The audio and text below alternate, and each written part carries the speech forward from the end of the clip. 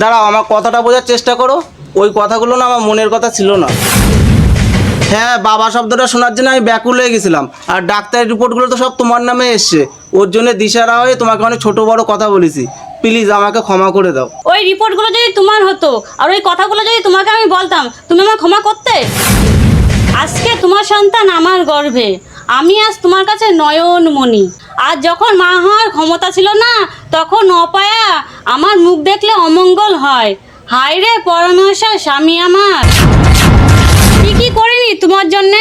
একটা নারী হয়ে চাকরি করে সংসার সাজিয়েছি, আবার তোমার ব্যবসাটাও দাঁড় করে দিয়েছি, তোমাদের কথা মতো সুখের চাকরিটাও ত্যাগ করেছি, কিন্তু কি পেলাম?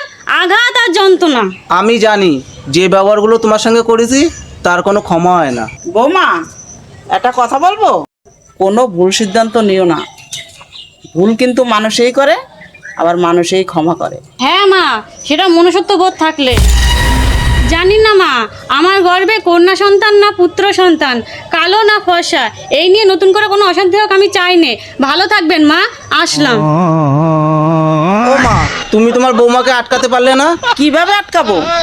দাঁত থাকতে দাঁতের মর্ম বোঝো না।